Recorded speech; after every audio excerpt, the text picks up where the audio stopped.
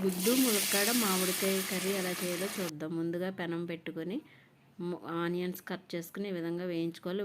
Onions మెత్తబడే వరకు వేయించుకొని 3 టమాటాలు 6 పచ్చిమిరపకాయలు కట్ చేసుకుని అవి కూడా వేసేసుకుని టమాటా కూడా ఈ విధంగా మెత్తబడిపోయే వరకు మనం మగ్గించుకోవాలి. ఇవి మగ్గిపోయిన తర్వాత కట్ చేసి ఉంచుకున్న ములక్కాడలు వేసుకోవాలి.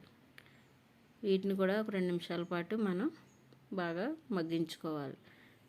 ఈ విధంగా మగ్గిన తర్వాత ఉప్పు, కారం 2 స్పూన్లు కారం వేసుకోవాలి. మన టేస్ట్ సరిపడా ఉప్పు వేసుకోవాలి.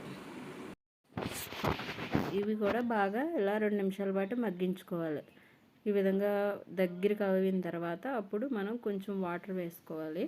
మనకి గ్రేవీలా వాటర్ కావాలంటే కొంచెం వాటర్ ఎక్కువ వేసుకోవాలి. లేదంటే మనకి ఇలా దగ్గరగా కావాలంటే కొంచెం వాటర్ తక్కువ వేసుకొని కొంచెం 1 నిమిషం పాటు ఉడికించుకోవాలి. ఈ లోపల మనం ఒక మామిడికాయ తీసుకున్నాను. ఆ మామిడికాయ బాగా చిన్న ముక్కల్లా కట్ చేసుకుంటే త్వరగా ఉడికిపోతాయి అన్నమాట. ఇలా చిన్న ముక్కల్లా కట్ చేసుకుని ఈ మామిడికాయ ముక్కలు కూడా వేసేసుకోవాలి. ముందుగా ఉడకబెట్టి ఉంచుకున్న ఈ ఎగ్స్ని ఈ విధంగా చాకుతో ఇలా నాట్లు పెట్టుకోవాలి. అప్పుడు ఆయిల్లో కొంచెం పసుపు వేసి వేయించుకోవాలి. ఎందుకంటే నాట్లు పెట్టుకోకపోతే గుడ్డు పేలుతుందన్నమాట. పేలకుండా ఉండాలంటే 3 వైపులు నాట్లు పెట్టుకుంటే పేలది. ఇలా వేయించుకోవాలి. గుడ్లు అలాగా గోల్డెన్ బ్రౌన్ వచ్చే వరకు వేయించుకొని అందులో కర్రీలో వేసుకుంటే బాగుంటుంది అన్నమాట.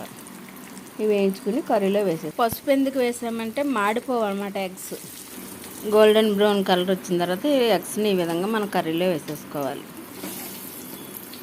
కర్రీలో వేసేసుకున్నాక ఇవన్నీ బాగా కలిపేసుకుని మనం సిమ్లో పెట్టుకుని ఇలా మగ్గించుకోవచ్చు. లేకపోతే వాటర్ వేసుకుని కొంచెం గ్రేవీలా కావాలంటే వాటర్ వేసుకొని ఒక 5 నిమిషాల పాటు మనం ఉడకనిచ్చి స్టవ్ ఆఫ్ చేసేసుకోవాలి.